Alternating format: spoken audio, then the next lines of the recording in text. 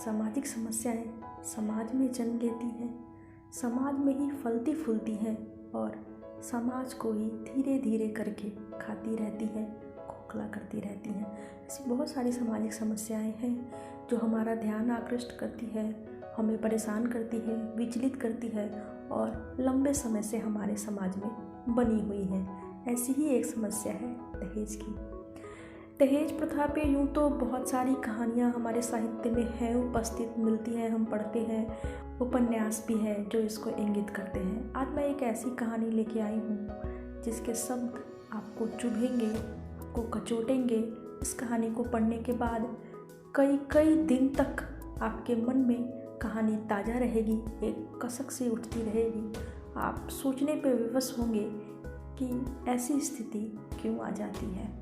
इसको कौन कौन से ऐसे पॉइंट थे, कौन कौन सी ऐसी जगह थी, कौन कौन से ऐसे बिंदु थे जहाँ पे इन स्थितियों को बदला जा सकता था। शिवपूजन सहाय बहुत प्रसिद्ध साहित्यकार हैं, आप सभी ने उनका नाम जरूर सुना होगा। उनकी देहाती दुनिया बहुत प्रसिद्ध कृति है। वो अपनी विशेष लेखन शैली के लिए जाने जाते हैं। उनकी शैली उनको बिल्कुल दूसरों से जुदा कर देती है। दोस्तों, वीडियो पसंद आई हो तो इसे लाइक करें, चैनल को सब्सक्राइब कर लें, साथ ही बेल आइकन को भी प्रेस करना बिल्कुल न भूलें। Thank you.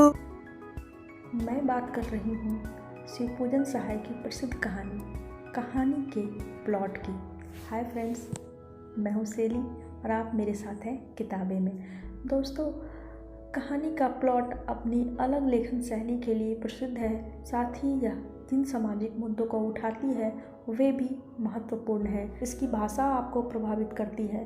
पहले मैं इसकी कहानी के बारे में बताती हूँ। कहानी का प्लॉट जो शीर्षक है, कहानी के प्लॉट का तात्पर्य तो आप लोग समझते ही होंगे। कहानी का प्लॉट यानी कि एक कहानी की रूपरेखा। लेखक कहानी लिखने से पहले कहानी के बारे में सारा कुछ जो सोच लेता है, अपने मन में तैयार करता है कि इस विषय पे ऐसी ऐसी कहानी लिखनी है, इसमें ये पॉइंट होंगे, ये चीज़ें मुझे उस कहानी में दर्शानी है। तो यही होता है कहानी का प्लॉट। इसे लेखक ने आत्मकथात्मक शैली में लिखा है और उनकी शैली बिल्कुल व्यंग्यात्मक है। हर जगह पे व्यंग के दर्शन होते हैं जो आपको चुभते हैं, सोचने पे विवश करते हैं। उन्होंने कुछ विशेष नाम नहीं दिया है। देहात की कथा है, या वे कहते हैं कि मेरे गांव के पास का एक गांव है, नाम नहीं बताऊंगा। वहाँ पे एक दरोगा जी रहते थे और उनके भाई का भी परिवार था। दरोगा जी बहुत ऐशो आराम की ज़िंदगी जीते थे। पैसे तो उन्होंने बहुत कमाए, पर जितना कमाया उससे अधिक उड़ाते गए। स्थिति ये थी कि जब उनकी मृत्यु हुई तो उनके पास एक घोड़ी थी।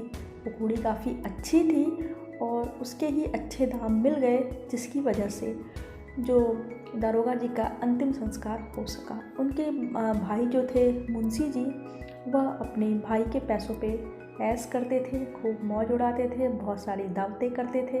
ना कभी दरोगा जी ने पैसे संचय करने के बारे में सोचा। उनका कोई परिवार भी नहीं था। मुंशी जी के परिवार था, लेकिन वे भाई के पैसों पे ऐश करते थे। उनके 5 बच्चे हुए, लेकिन सभी गुजर गए। 5 पुत्र थे। दरोगा जी की मृत्यु के बाद मुंशी जी की एक पुत्री हुई। पुत्री के जन्म के समय ही माँ भी चल बसी, तो लोगों ने पुत्री को टूअर कहना शुरू कर दिया। टूअर यानी अनाथ सा, लाचार सा बच्चा। शिवपूजन सहाय इस टूअर बच्ची का नाम भगजोगनी रखते हैं। भगजोगनी यानी कि जुगनू। गांव में जुगनू को भगजोगनी भी कहते हैं। यह नाम उन्होंने इसलिए दिया था क्योंकि भगजोगनी अत्यंत रूपवती थी, शीलवती थी, काफ़ी खूबसूरत दिखती थी। जैसे अंधेरे में प्रकाश की तरीके से ही थी, पूरे गांव के संदर्भ में भी और मुंशी जी के घर परिवार के संदर्भ में भी। पत्नी थी नहीं और बहुत ऐशो आराम की ज़िंदगी के बाद मुंशी जी ने तो कभी जीवन में काम किया नहीं था, और जब बुढ़ापा दस्तक दे रहा था उस समय उन्हें पुत्री रत्न के रूप में भगजोगनी प्राप्त होती है। मुंशी जी कोई भी कामकाज नहीं कर पाते हैं क्योंकि बुढ़ापा के दस्तक के साथ ही गठिया आदि कई बीमारियां उनके घर आ चुकी थी। वो लाचार पड़े रहते हैं। भगजोगनी छोटी बच्ची है तो वह खुद से कोई काम करती नहीं है और गाँव के लोग उसे हमेशा दुराते रहते हैं। उसकी स्थिति इतनी खराब रहती है कि उसके पास पहनने को भी कपड़े नहीं रहते हैं। लेखक कहता है कि जब मैं उससे मिला तब वह 13-14 साल की थी, लेकिन उसके पास पहनने के लिए अधो वस्त्र ही थे जो कि पूरे नहीं थे। मुंशी जी बताते हैं कि मैं अपनी बेटी के बारे में क्या कहूँ या अपने दुर्भाग्य के बारे में क्या कहूँ। घी के दिए जलाया करता था, जब भाई साहब थे चुल्लू भर इत्र मला करता था, लेकिन कभी संचय किया नहीं, कुछ काम धाम भी नहीं किया। अब जब सब कुछ खत्म हो गया तो मुझे यह रूपवती बेटी मिली है, मैं कुछ काम नहीं कर पाता हूँ, यह लोगों से खाना मांगती है, गांव का माहौल है, हाँ भीख भी नहीं मिलती है। कभी कभी किसी के घर में बच्चे आदि का जन्म होता है तो इसे चुल्लू भर तेल मिलता है, इसके बाल चिड़ियों का घोंसला बने हुए हैं और एक एक दाने के लिए यह तरसती है। छोटी सी मुट्ठी में एक आध मुट्ठी आधी मुट्ठी चना चबेना मिलता है, वह लेके आती है, पहले मुझे खिलाती है, फिर बचा कुचा खुद भी खा लेती है। साल साल भर हो जाते हैं इसे पेट भर खाना खाए हुए। और ये सारी जो घटनाएं हैं इनका चित्रण कहानी में बहुत ही मार्मिक रूप से हुआ है।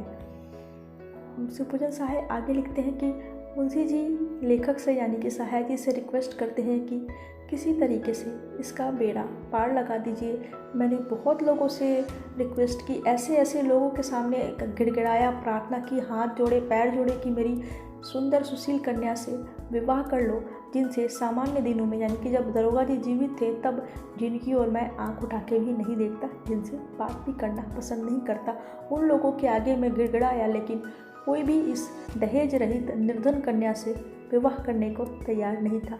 एक महाशय तैयार हुए हैं पर उनकी उम्र थोड़ी अधिक है।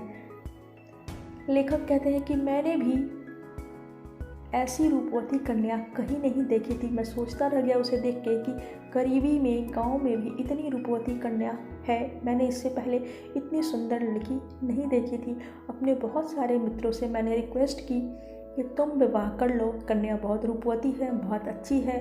वे कहते हैं कि मैंने ऐसे ऐसे मित्रों से भी रिक्वेस्ट की जो समाज सेवा का दम्भ भरते थे, लेकिन कोई भी तैयार नहीं हुआ।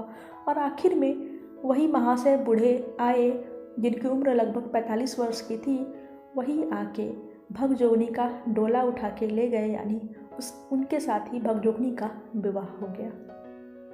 कहानी यहीं खत्म नहीं होती है दोस्तों। इसके आगे शिवपूजन सहाय लिखते हैं कि कन्या के विदा होते ही मुंशी जी 1 साल के अंदर टें बोल गए, क्योंकि उनके बुढ़ापे की लाठी छिन गई थी, वे खुद कुछ कर नहीं सकते थे। और उनकी पुत्री जो कहीं से चना चबेना ला के देती थी वह भी लाने के लिए घर में थी नहीं, तो मुंशी जी की मृत्यु हो जाती वाले उनके गले में घड़ा बांध के उन्हें नदी में ढकेल देते हैं। क्रियाकर्म करने वाला कोई था नहीं, इसलिए यह विधि अपना ली गई और भगजोगनी कुछ सालों के बाद पूर्ण रूपवती हो गई है। उसका जो सौंदर्य है, रूप है, सौंदर्य है, वह उसके वर्तमान नवयुवक पति का स्वर्गीय संपदा है और उसका जो वर्तमान पति है वह उसका सौतेला बेटा है। कहानी यहीं खत्म हो जाती है, लेकिन आपके मन पे कसक छोड़ती है जो ये लाइन है कि उसका वर्तमान पति है, उसका सौतेला बेटा बहुत तीखी चुभन देने वाला है। कितनी उसकी भगजोगनी की व्यवस्था रही होगी कि उसे अपने सौतेले बेटे से विवाह करना पड़ा। उसका रूप सौंदर्य भी उसकी सहायता के लिए नहीं आया, बल्कि उसके लिए और यह जहरीला ही बन गया। पूरी कहानी जो आप पढ़ेंगे दोस्तों तो यह व्यंग से भरी हुई है, डायरेक्ट नहीं लिखा है। सहाय जी ने बहुत सारे तीर छोड़े हैं, व्यंग्यवान छोड़े हैं समाज के ऊपर कि समाज किसी को ऐसी हालत में भी छोड़ देता है, आगे बढ़ के उनकी सहायता नहीं करता है। साहित्यकार समाज का दर्पण होता है, उसका यह दायित्व भी है कि वह समाज को आईना दिखाए, उसे बताए कि वहाँ पे क्या कमी है, उसे कैसे ठीक किया जा सकता है। तो जो शिवपूजन सहाय है अपनी इस कहानी में बातों के माध्यम से चोट करते हैं। शब्दों की जो चोट होती है वह किसी अस्त्र शस्त्र से ज़्यादा घातक होती है, लंबे समय तक बनी रहती है। तो इस कहानी में शब्दों के ही बाण बहुत सारे आपको मिलेंगे जो आपको तिलमिलाते हैं, सोचने पे बेबस करते हैं। इसके अलावा इस कहानी की विशेषता मैंने कहा कि इसकी भाषा बहुत अच्छी है। आजकल के जो नए लेखक को हम पढ़ते हैं उनकी किताबों में उनकी कहानियों से मुहावरे गायब होते हैं, लेकिन इस कहानी में आपको एक साथ बहुत सारे मुहावरे मिलेंगे। घी के दिए जलाना, नींबुआ नून चटा देना, सुबह का चिराग होना,